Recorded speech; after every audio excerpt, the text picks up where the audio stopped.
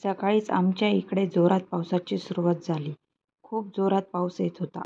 इकडे मी सकाळी भांडे लावायला सुरुवात केली. टिफिनला उपमा दिला मुलीला. सकाळी सकाळी माझ्या मुलीला स्कूलमध्ये जायचं असतं आणि ती उठायला इतकं नाटक करते ना, खूप त्रास देते. अर्धा पाऊण तास तर तिला उठवायलाच लागतो आणि रात्रीही लवकर झोपत नाही. चल ना शार्वी आंघोळीला. चल आंघोळीला. नाही. चल मी तुला खाऊ देईल मग. नको. चॉकलेट नको दो. चॉकलेट नको तुला? नको का? ओके ठीक आहे, मी खाऊन घेणार सगळे. चालेल? ओके ना? पवन मामाने आणलेले सगळे चॉकलेट खाऊन घेणार आहे मी. ओके? हां? जेडनला देऊ का? चॉकलेट देऊ जेडनला? देऊ का?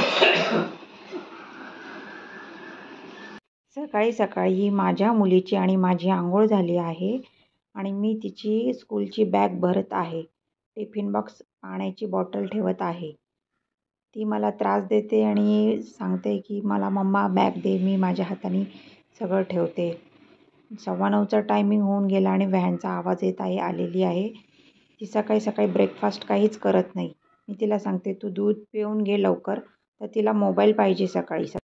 आंघोळ झाल्यावर, आवरून झाल्यावर मी तिला दूध प्यायला सांगितले. तिचा स्कूलचा टायमिंग झाला होता, पण तिला मोबाईल पाहायचा होता. ती हट्ट करत होती, मला मोबाईल दे दूध पिताना. मस्त पाऊस पडत आहे आणि मी गॅलरीत राहून पाऊस पाहत आहे. वातावरणही खूप छान झालेले आहे. सकाळी सकाळी छान वाटते असं वातावरण असल्यावर. शार्वी पण स्कूलमध्ये गेलेली आहे. तोपर्यंत लवकर कामं करून घ्यावे लागेल मला. थोडं रिलॅक्स होऊन मी आता मस्त चहा पिते आणि मी पुढे कामाला सुरुवात करते. माझी पूजा. इकडे माझी पूजा झाली, त्यानंतर मी माझ्या केसांना हेअर पॅक लावायला सुरुवात करते. मी घरीच हेअर टोनर बनवले आहे मेथी आणि कलोंजीचे. मी ते हेअर पॅकमध्ये टाकून घेतले. हा मी मेथीचा आणि कलोंजीचा हेअर पॅक बनवला आहे, बारीक पेस्ट केलेली. पॅक लावून झालाय ना आता माझा. तोपर्यंत माझी मुलगी ही शाळेतून 1:15-1:15 ती घरी येईल. तोपर्यंत मी लावून ठेवलं आहे डोक्याला पॅक आणि त्यानंतर आता मी माझे कामं करेल.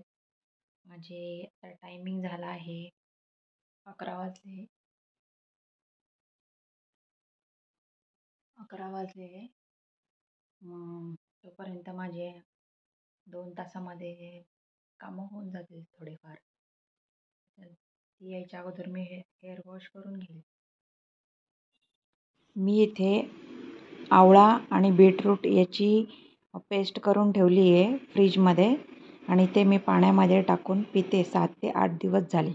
बीटरूट आणि आवळ्याची पेस्ट मी आईस ट्रेमध्ये ठेवली होती, पण माझी मुलगी सारखी फ्रीजचं डिफास्ट करते, त्यामुळे मी या काचेच्या बॉटलमध्ये ती पेस्ट भरून ठेवली. थोड्या वेळ बसले मी बीटरूटचा ज्यूस पिण्यासाठी.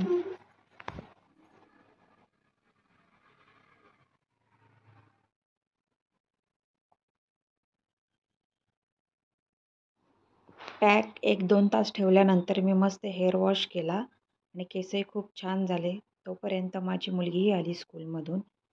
आपण घरचेच जर उपाय केले, असं मेथी पावडर वगैरे किंवा कलोंजी, हे आपण असं घरीच यूज केलं, रोजमेरी वगैरे, तर केस खरंच खूप छान होतात. तुम्ही एकदा ट्राय करून पहा. दुपारची सर्व कामं उरकून संध्याकाळच्या स्वयंपाकाची तयारी केली मी.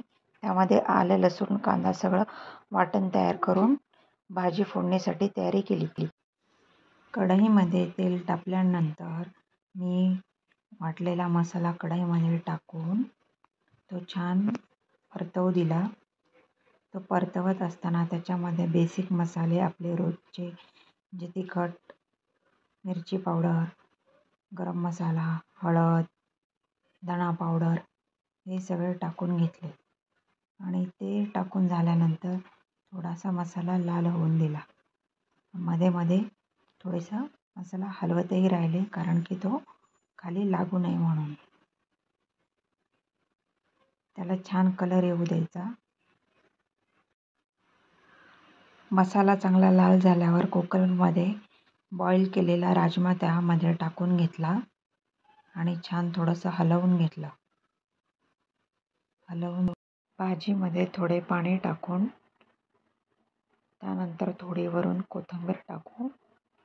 कोथिंबीर टाकल्यानंतर थोडीशी हलवून थोडी उकळी येऊ द्यायची. तोपर्यंत इकडे मी पोळ्यांची तयारी करते. भाजी होईपर्यंत मी इकडे गरम गरम फुलके लाटून घेतले. फुलके झाल्यानंतर मी माझ्यासाठी एक भाकरी टाकून घेतली, कारण की मला आज खूप भाकरी खायची इच्छा झाली होती. मग इकडे एक छोटीशी मस्त भाकरी तयार केली आणि आता ती होत आहे. आजचा ब्लॉग मी इथेच थांबवते. तुम्हाला माझा ब्लॉग आजचा आवडला असेल तर लाईक करा, शेअर करा आणि सबस्क्राईब करा आणि मला असंच मोटिवेशन देत जा. भेटूया आपण नेक्स्ट ब्लॉगमध्ये. तोपर्यंत सर्वांना बाय बाय.